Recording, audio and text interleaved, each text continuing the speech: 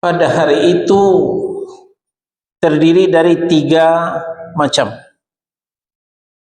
Pertama, kondisi orang-orang yang beriman yang saleh. B, nomor 2, nanti akan kita bahas kondisi kaum pendosa, ahlul maksiat, tapi masih beriman. Dan nomor C nanti kondisi orang-orang kafir. Ini berbeda-beda, tidak sama. Nah, sekarang kita fokus nomor A, kondisi orang-orang mukmin yang saleh. Dia bertauhid, dia juga mengerjakan amal saleh, tentu yang sesuai dengan sunnah Rasulullah sallallahu alaihi wasallam. Ada beberapa kondisi yang dituliskan dalam kitab ini yang bagus kiranya menjadi motivasi buat kita supaya kita berusaha, berikhtiar, bekerja keras, berbuat yang terbaik di atas muka bumi ini.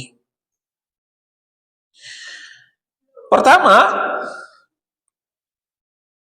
kondisinya bercahaya disebabkan bekas wudhu. Sementara orang-orang mukanya gelap, malah ada yang hitam legam. Tapi orang yang beriman yang soleh ini mukanya bercahaya, wajahnya bercahaya. Ini karena bekas wudhu. Nah, dapatlah kita simpulkan, hanya orang yang rajin berwudhu lah yang bercahaya pada hari kiamat.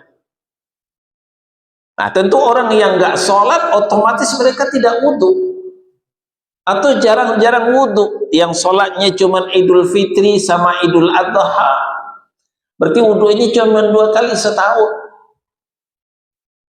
Atau sholatnya cuma Jumat doang, berarti wudhunya 1 pekan sekali, jarang-jarang wudhu. Nah, maka beruntunglah orang yang menunaikan sholat 5 waktu, maka wudhunya minimal 5 kali sehari semalam. Ya, wudhunya 5 kali sehari semalam. Belum lagi sholat sunnah. Ya, semakin banyak dia berwudhu, maka semakin bercahayalah wajahnya pada hari kiamat. Merujuk kepada hadis dari Abu Hurairah radhiyallahu an, Rasulullah sallallahu alaihi wasallam bersabda, "Tablughul hilyatu minal mu'mini haitsu yablughul wudu'." Hiasan mukmin mencapai seperti yang dicapai oleh wudu. Hiasan maksudnya adalah cahaya. Cahaya bersinar sampai kepada bekas yang tersentuh oleh air wudu. Wajahnya bercahaya, tangannya bercahaya, ya begitupun kakinya, telinganya bercahaya. Sementara orang-orang lain gelap. Ini yang pertama. Yang kedua, bercahaya karena uban. Nah, ternyata uban ini bukan aib, ya.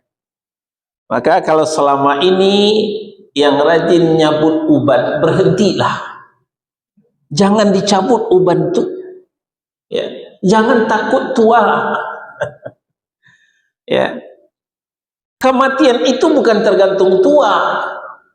Walaupun kita belum tua, belum beruban, kalau mati ya mati. Ya, banyak di antara kaum muslimin takut dikatakan tua, maka tubuh ubannya dicabut. Rugi sendiri. Ternyata dari uban ini juga mendatangkan cahaya pada hari kiamat. Ya, juga mendatangkan cahaya pada hari kiamat.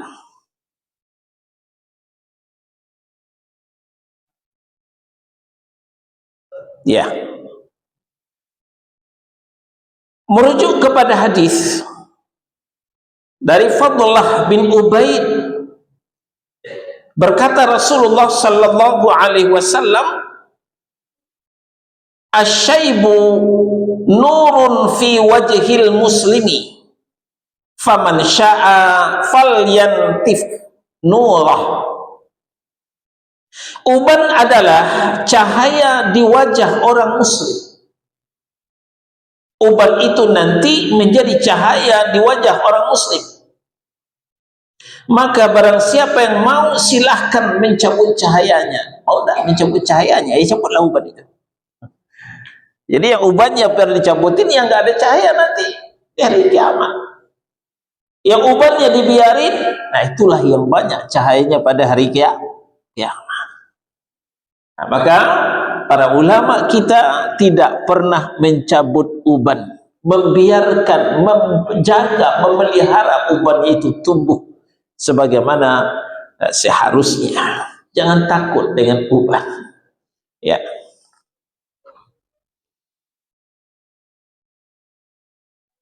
Lalu yang ketiga, lehernya panjang.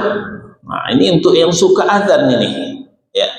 Para muadzin lehernya panjang. Beda dengan leher-leher yang biasanya. Ya. Hadis dari Muawiyah bin Abi Sufyan radhiyallahu an, diriwayatkan oleh Baihaqi, disahihkan oleh Syekh Albani dalam silsilah sahihus sahih, silsilah hadisus sahihah.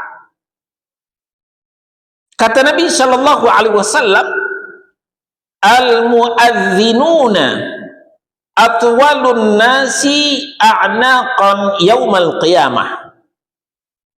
Para muadzin adalah manusia yang paling panjang lehernya pada hari kiamat. Semakin sering dia azan, semakin panjang lehernya. Semakin sering dia azan, semakin panjang lehernya. Nah, ini merupakan apresiasi dari Allah Subhanahu wa taala karena dia telah memanggil orang untuk menunaikan sholat. Ya, mungkin timbul pertanyaan, apa pula untungnya leher panjang itu, Ustaz? Bukankah lebih bagus pendek seperti sekarang ini? Apa enggak aneh itu lehernya panjang? Ketika di dunia memang enggak ada gunanya leher panjang. Tapi di mahsyar nanti dibutuhkan leher panjang itu. Sebagaimana yang kita sampaikan, suhu ketika itu lebih panas. Matahari didekatkan, keringat mengucur. Sehingga keringat itu sampai ke mata kaki. Ada yang sampai ke dengkul. Ada yang sampai ke dadanya, ada yang kelelap dengan keringatnya sendiri. Nah, beruntunglah ketika itu orang lehernya panjang, dia tidak akan kelelap dengan keringat. Ya, dia bisa selamat daripada keringat yang banjir di mahsyar ketika itu. Nah, ini kalau kita tidak memahami kondisi di mahsyar, memang kita nggak respect dengan leher yang panjang. Tapi kalau kita sudah mengetahui kondisi yang menyedihkan di mahsyar, ya beruntunglah orang. Nah, ketika itu orang mencari tempat bernaung, nggak ada pepohonan, nggak ada rumah orang. Kemana mau berlindung? Panas, terik. Ya, biasanya kalau kita jalan di hari yang panas, kita mendekat ke pinggir toko untuk berlindung supaya jangan kepanasan, kan begitu. Kita berikhtiar mencari tempat berlindung karena panas, baru panas di dunia. Apalagi nanti panas di mahsyar. Maka kemana dicari tempat berlindung? Ternyata ketika itu ada fasilitas VIP. Tidak diberikan kepada semua orang. ada naungan Allah yang ketika itu tidak ada naungan kecuali naungan Allah itu. Hanya diberikan kepada beberapa orang saja. Alhamdulillah. Hanya diberikan beberapa komunitas saja.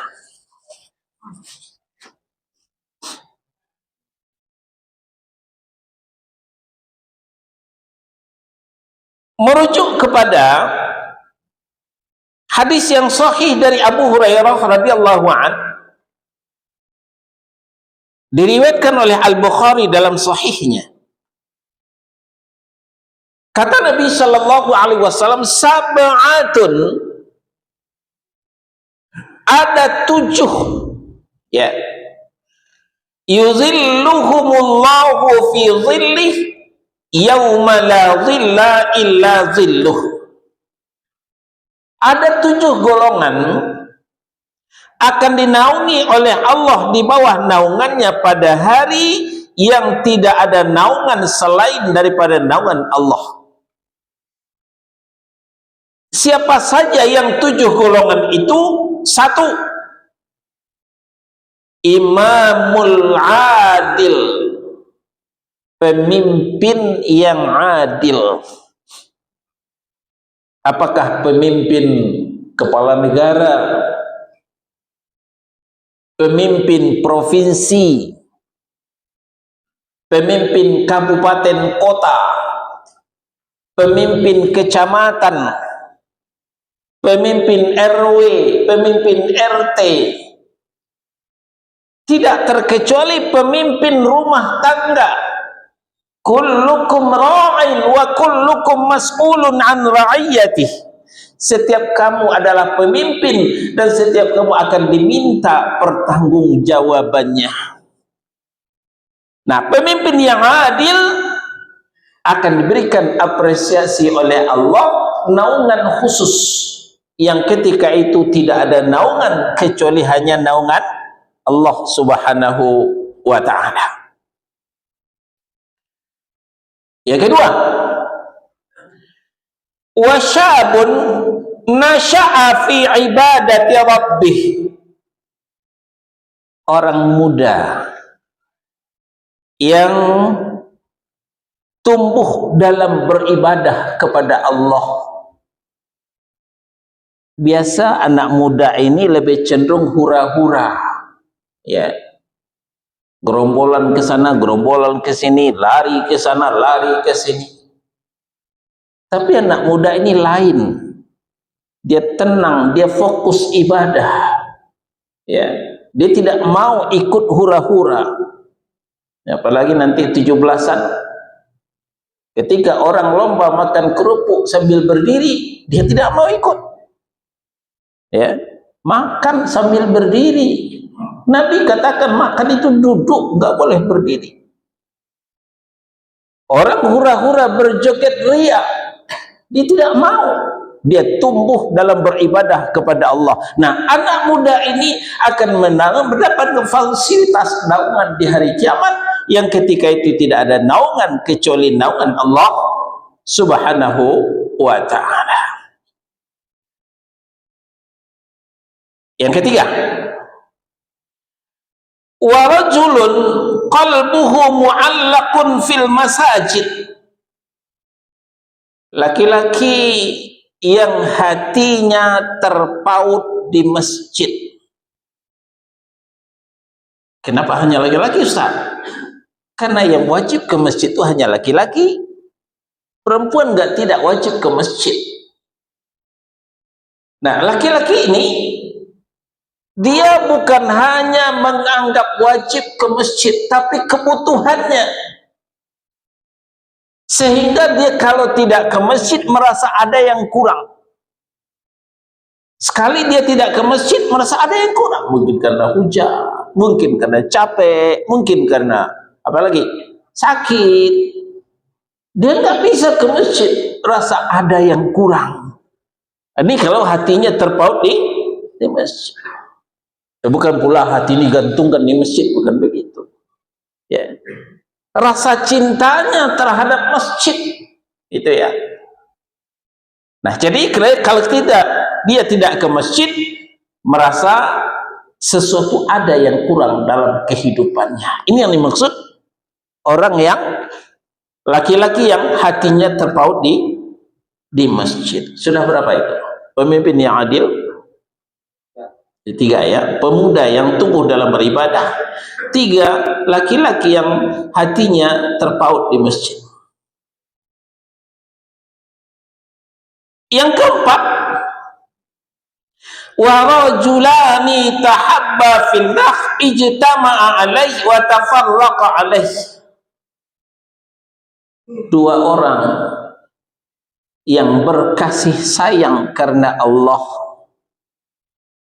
dia bertemu karena Allah, dia berpisah juga karena Allah. Ya. 2 orang ini berkasih sayang bukan karena pangkatnya tinggi, bintangnya 5, bukan itu pertimbangannya.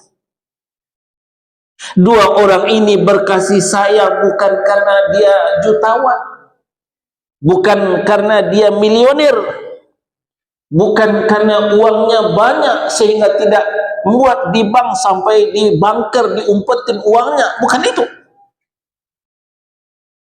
Tapi dia berkasih sayang karena Allah, karena memang akidahnya tauhid, mengesahkan Allah, ibadahnya ittiba'us sunnah, mengikut sunnah Rasulullah.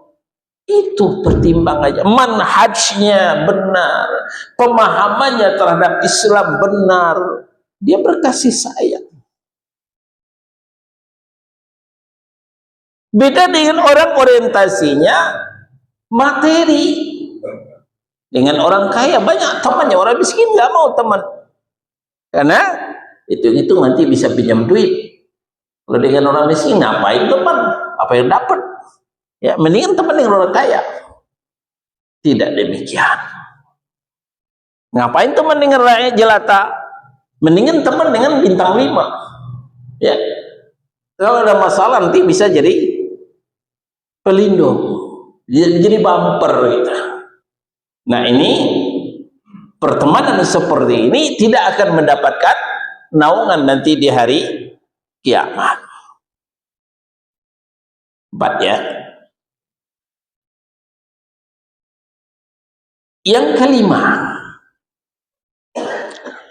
wa rajulun talabathu imra'atun dzatu mansibin wa jamalin faqal inni akhafullah. Seorang laki-laki yang ketika diajak oleh wanita yang mempunyai kebangsaan, ya, bangsawan, ningrat, berdarah hijau, ada darah hijau, darah biru ya. Kemudian wajamalin, cantik, bintang di daerah itu, lalu diajak, ya, untuk apa diajak yang nggak udah dipaham sendirilah. Lalu laki-laki tadi berkata, inni akhafullah, saya takut kepada Allah. Dia tidak mau diajak, ya. Bukan sebaliknya, ini kesempatan, ini kapan lagi? Bukan begitu. Bukan menggunakan kesempatan dalam kesempitan. Nah, begitu dia menghindar, berusaha menghindar daripada dosa dan maksiat. Nah, laki-laki ini juga mendapatkan fasilitas naungan nanti di hari kiamat. Apalagi sekarang di tengah zaman fitnah, zaman yang penuh godaan pada hari ini.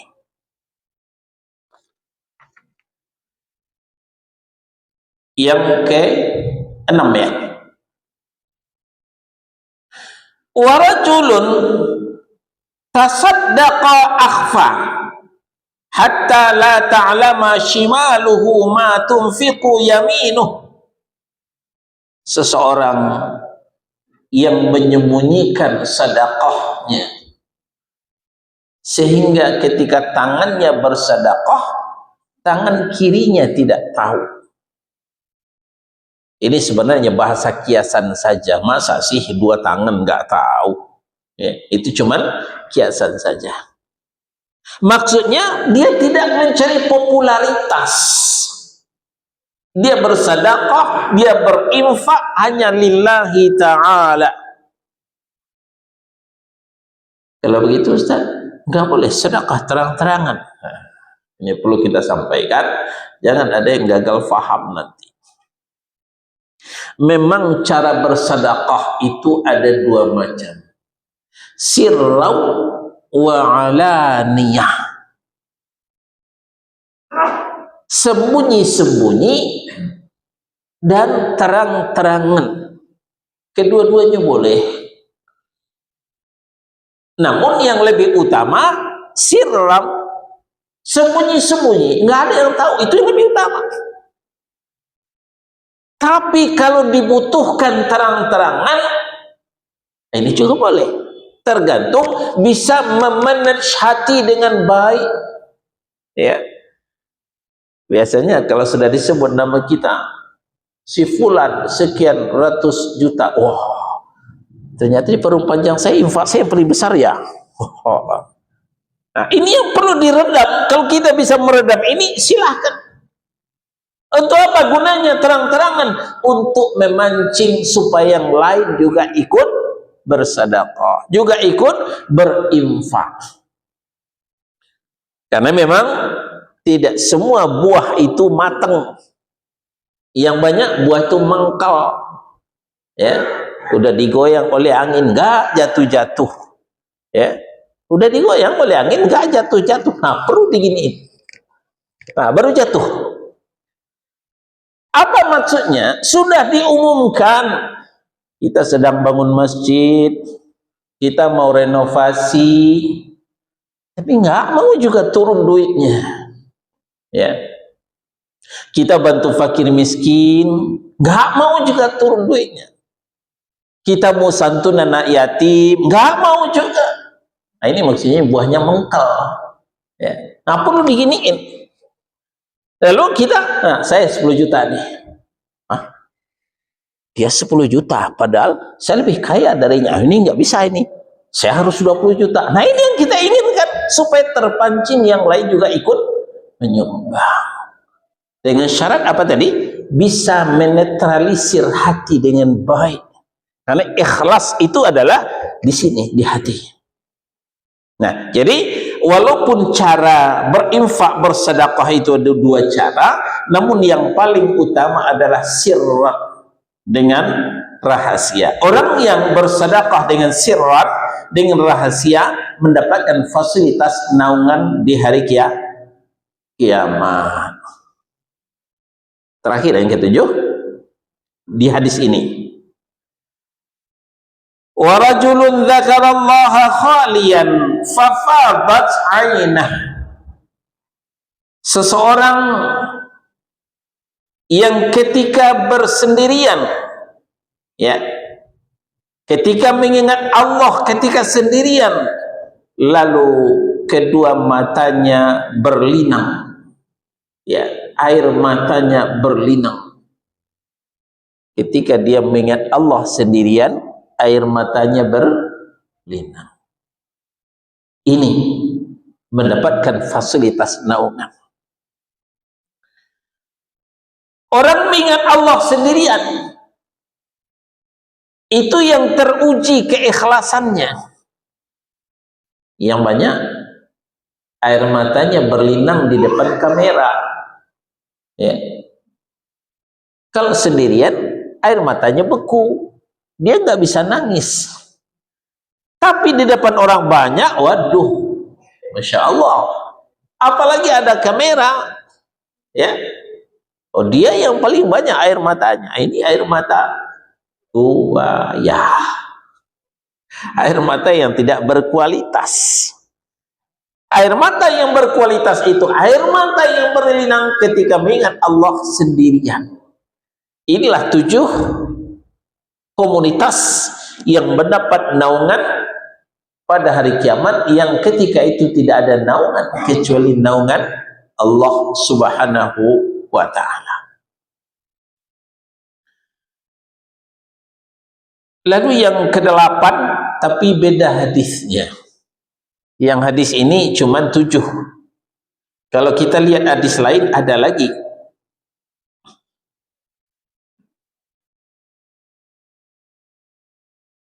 Yang ke-8 menurut hadis dari Abu Yasar radhiyallahu an, muttafaqun alaih, diriwayatkan oleh Al-Bukhari dan Muslim. Kata Nabi sallallahu alaihi wasallam, man anzara mu'siran aw wada'a anhu adallahu Allahu fi dhillih.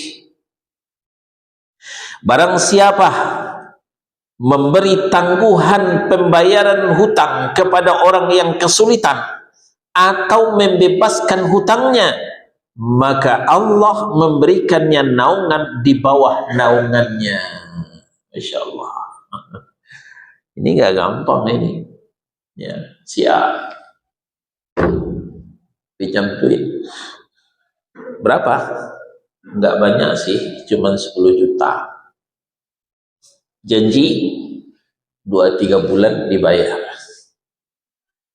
Sudah bulan ketiga, la salam la kalam. Kata orang Padang, ina ho ndak, diam aja. Udah bulan ke-4 juga begitu, udah bulan ke-5 juga begitu. Nah, ditagih, jawabannya A2. Apa? Afwan akhi. Ini penyakit orang yang berhutang. Ya, ditagih, afwan akhi.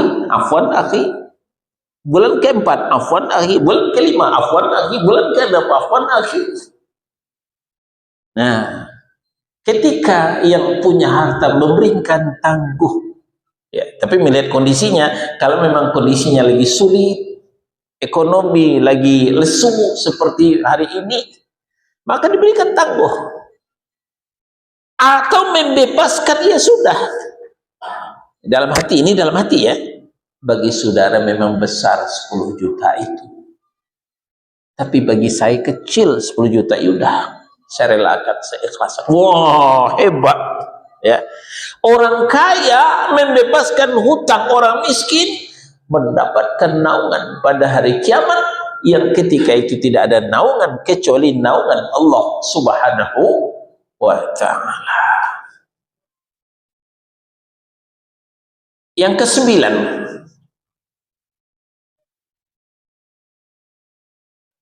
orang yang saling mencintai karena keluhuranku, karena Allah Subhanahu wa ta'ala. Nah, dalam hadis 7 komunitas tadi sudah kita bicarakan, tapi ini ditambahkan lagi dalam hadis ini. Dari Abu Hurairah radhiyallahu anhu, dia berkata, hadis ini diriwayatkan oleh Muslim. Kata Nabi sallallahu alaihi wasallam, innallaha yaqulu yaumal qiyamah. Kata Nabi sallallahu alaihi wasallam, sungguhnya Allah Subhanahu wa taala berfirman pada hari kiamat. Apa kata Allah? Ainal mutahabbuna bi jalalil yauma uzilluhum fi zilli yauma la zilla illa zilli. Mana orang-orang yang saling mencintai karena keagunganku? Maka pada hari ini akan kunaungi mereka di naungan, tidak ada naungan selain daripada naunganku, kata Allah Subhanahu wa ta'ala. Orang yang berkasih sayang karena Allah Subhanahu wa ta'ala. Nah, jadi ini PR bagi kita sesama jamaah. Hendaknya kita solid, kita senasib, sepenanggungan. Kalau ada di antara anggota jamaah ini sudah 2-3 kali nggak muncul, kita harus cari tahu kemana dia. Mungkin sakit. Kalau sakit, kita besuk ke rumahnya. Yang penting bukan bawaannya, tapi dilihat itu sudah mengurangi beban. Ya, Nah, ini adab ya kita jamaah. Kalau ada saudara kita yang sakit, ya kita besuk. Syukur-syukur kalau ada bawaannya. Bawaan itu nomor sekian. Besuknya dulu yang pertama. Nah, ini menunjukkan orang berkasih sayang karena Allah Subhanahu wa Ta'ala. Ini giliran orang kaya aja yang rajinnya sakit, rajin besuk. Kalau yang miskin sakit, ya biarnya aja sakit sendiri. Mau pikirin. Nah ini.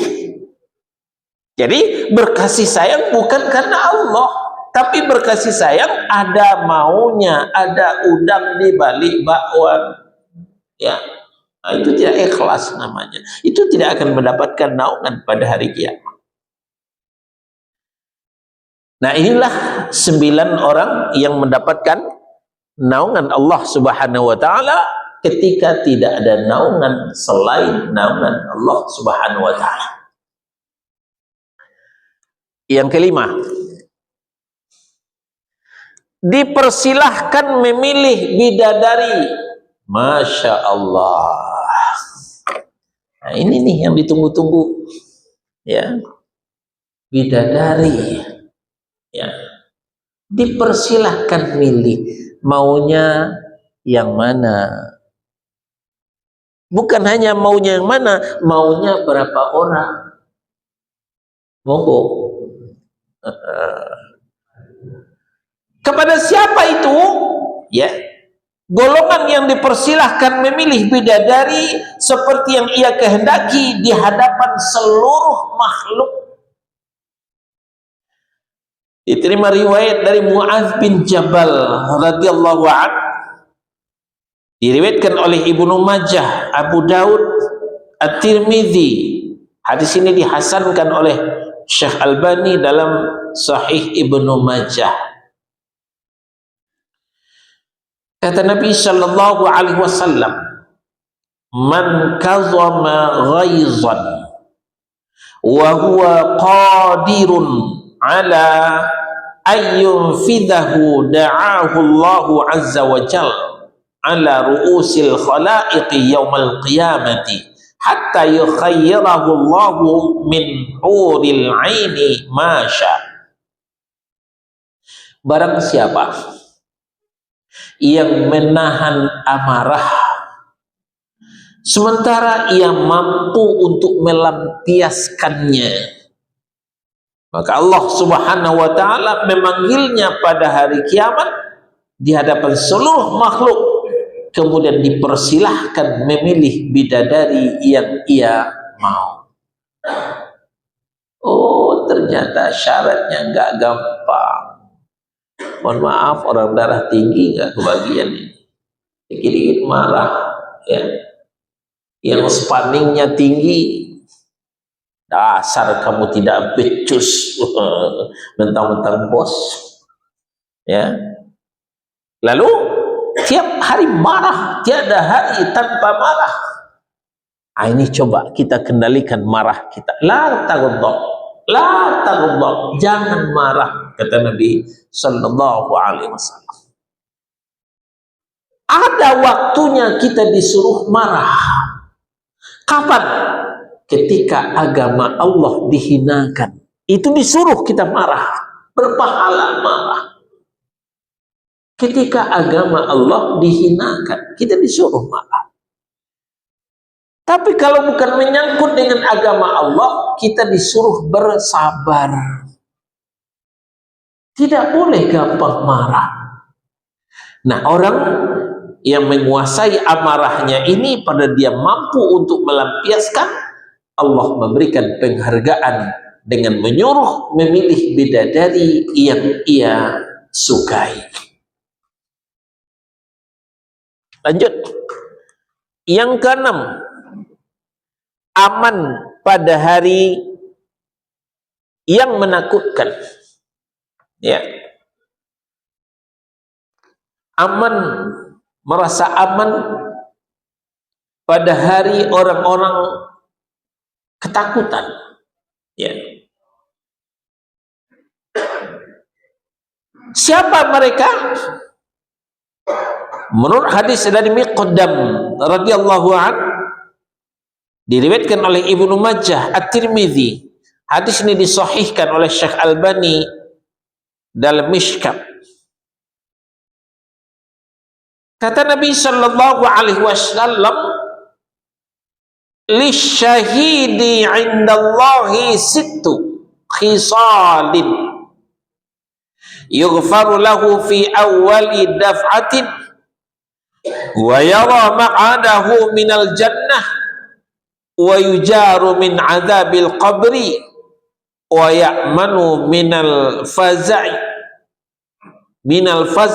akbar wa yuda'u ala ra'sihi tajul waqari al yaqutahu minha khairun minad dunya wa ma fiha wa yazawwaju nataini wa sab'ina zawjatan minal huril ain wa yushaffa'u fi sab'ina min aqaribih." Nanti kita terjemahkan setelah azan Isya. Silakan muadzin.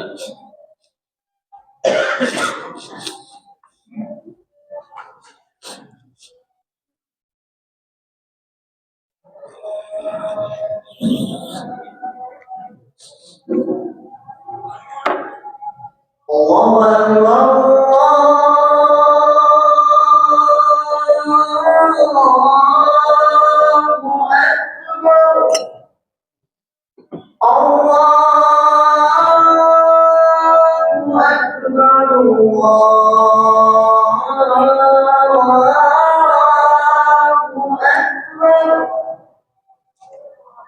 Asyhadu an la ilaha illallah.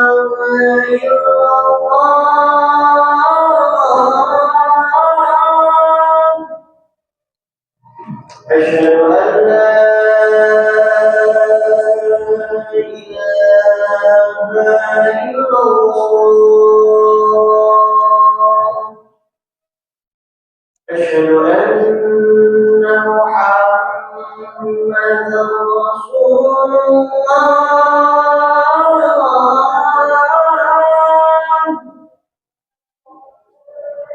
Asyhadu anna Muhammadan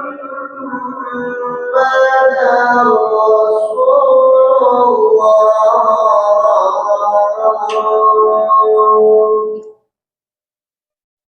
Hayya 'alas shalah.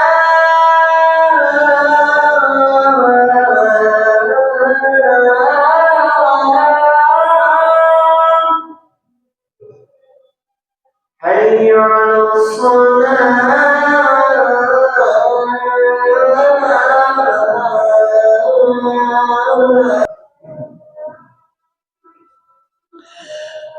Kita terjemahkan hadis tadi. Orang yang mati syahid mendapatkan 6 balasan di sisi Allah. 1, dosanya diampuni sejak awal. Sejak awal dia tewas ya di jalan Allah, dosanya diampuni. Kedua, tempatnya di surga diperlihatkan, ya, dipertontonkan kepadanya tempatnya di surga nanti. Yang ketiga, terlindung dari siksa kubur. Yang keempat, aman dari ketakutan terbesar. Nah, ini pelajaran kita. Orang yang mati syahid, dia aman dari ketakutan yang terbesar. Yang kelima, mahkota ketenangan diletakkan di atas kepalanya. 1 mutiara lebih baik daripada dunia dan seisinya. Yang keenam, dinikahkan dengan 72 bidadari. Bukan 1, 2 Pak, 72 bidadari. Dan ia memberi syafaat untuk 70 kerabatnya. Dia bisa mendoakan 70 kerabatnya. Ini fasilitas untuk orang mati syahid. Dia merasa aman ketika orang-orang didera oleh ketakutan.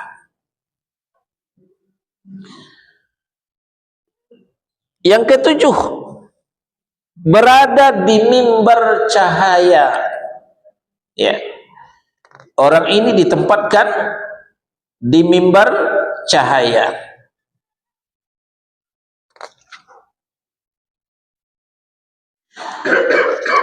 Siapa mereka? Diriwayatkan dari Abdullah bin Amr,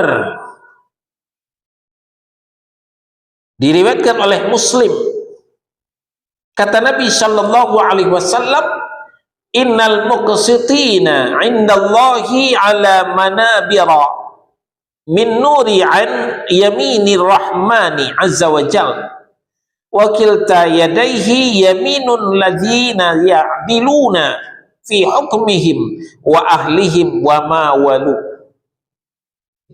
Sungguh mereka yang berbuat adil di sisi Allah berada di atas mimbar-mimbar dari cahaya, berada di sebelah kanan Ar-Rahman Azza wa Jal, di sisi Allah Subhanahu wa ta'ala, dan kedua tangannya adalah berkah. Mereka adalah orang-orang yang adil dalam menentukan putusan, adil terhadap keluarga dan apapun yang mereka urus. Dia bukan berpihak kepada yang bayar, tapi dia berpihak kepada yang benar. Ini orang yang adil. Nah, nomor 8 belum sempat ketulis. Diberi kemudahan di balik kesulitan. Mendapatkan kemudahan sementara orang mendapatkan kesulitan. Nah, ditulis saja, saya belum sempat tulis. Diriwayatkan dari Abu Hurairah radhiyallahu anhu dari Nabi sallallahu alaihi wasallam. Ya. Juga riwayat Muslim. Barang siapa melapangkan suatu kesulitan orang mukmin di dunia, Allah akan melapangkan satu dari sekian kesulitannya pada hari kiamat. Barang siapa memberi kemudahan untuk orang yang kesulitan dengan memberikan kelonggaran pembayaran hutang atau dibebaskan dari hutang, Allah akan memberinya kemudahan di dunia dan di akhirat. Barang siapa yang menutup aib orang muslim, Allah akan menutupi aibnya di dunia dan di akhirat. Allah senantiasa menolong seorang hamba selama hamba menolong saudaranya. Barang siapa menempuh jalan. Nah, sampai situ tentang pembahasan kita. Jadi intinya, orang yang dimudahkan pada masa-masa sulit, kalau dia di dunia juga dia memberikan kemudahan kepada orang. Dia suka menolong orang. Ya. Tentang berbuat baik, ya, kita disuruh berbuat baik kepada siapa saja. Wa ahsin kama ahsanallah. Berbuat baiklah sebagaimana Allah telah berbuat baik. Ya, kita berbuat baik kepada makhluk yang lain. Kita berbuat baik kepada binatang. Bukankah Nabi mengatakan wanita pelacur masuk surga gara-gara memberi minum anjing? Nah, ini menunjukkan kita disuruh berbuat baik kepada binatang. Tapi kita lebih utama berbuat baik kepada manusia. Jadi kalau kita buat gambarnya, ya, kita di sini ya,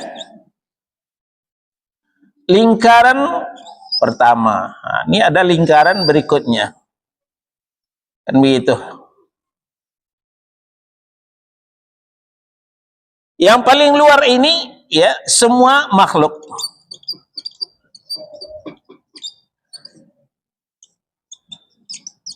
Semua makhluk kita sayangi, makhluk haiwani, makhluk nabati, kita tidak boleh nebang pohon sembarangan. Ini berbuat baik kepada semua makhluk.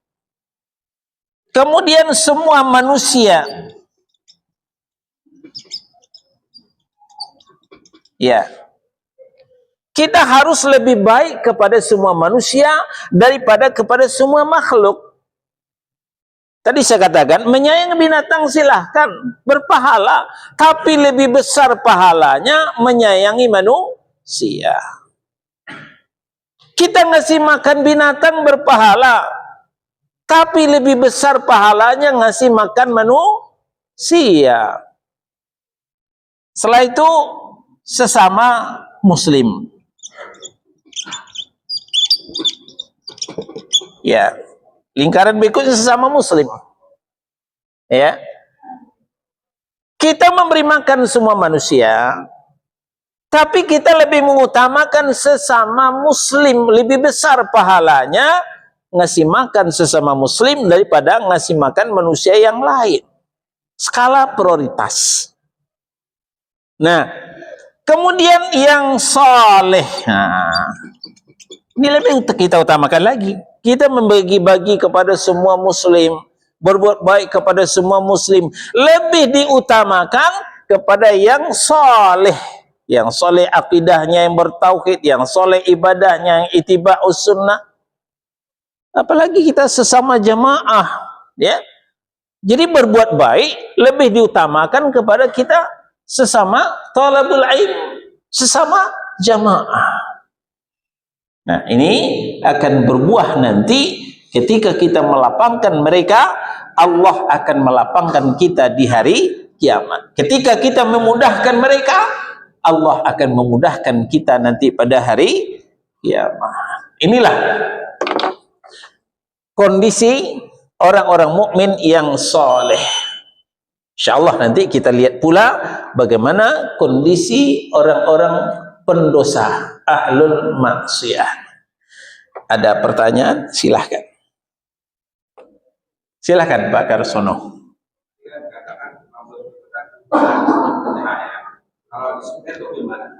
Ya.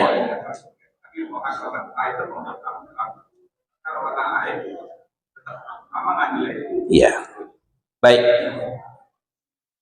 Tadi dikatakan orang yang beruban itu nanti akan bercahaya pada hari kiamat. Maka ubannya tidak boleh dicabut.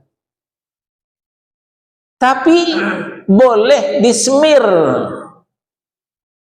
Disemir dengan warna selain hitam. Nah, tapi kalau disemir dengan hitam tetap tidak boleh.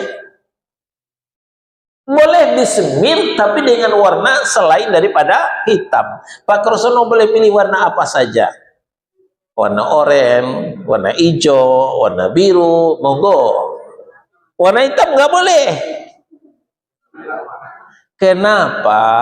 Nah, ya. Uban itu dikirim Allah merupakan rambu-rambu dalam kehidupan kita. Kita dari kampung nih, ya, bawa mobil. Kan kalau sudah masuk kota ada angka 40. Ada begitu. Apa artinya? Bung, jangan terlalu ngebut. Anda sudah mau masuk kota. Lari hanya 40 km per jam. Ini juga rambu-rambu. Ketika uban mulai tumbuh, Bung, jangan tua-tua keladi. Sebentar lagi Anda akan mati. Ya. Jadi uban itu menunjukkan liang kubur sudah dekat.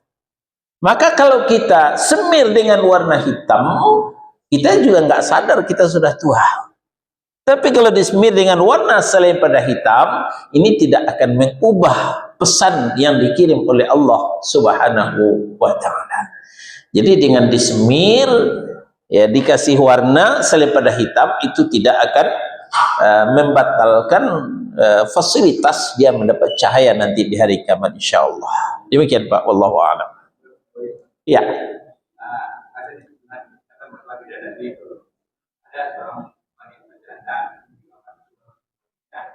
Dia mengatakan begini, dia tidak mau lagi nikah lagi karena saya tidak mengambil suaminya. Gimana? Ya, soal nikah, ya, ini hukumnya tidak sama. Ada yang wajib, ada yang sunat, ada yang makruh, malah ada yang haram. Ya.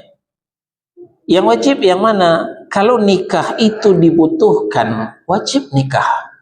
Ya, cerai, nikah lagi, cari suami baru atau cari istri baru, wajib hukumnya kalau itu dibutuhkan.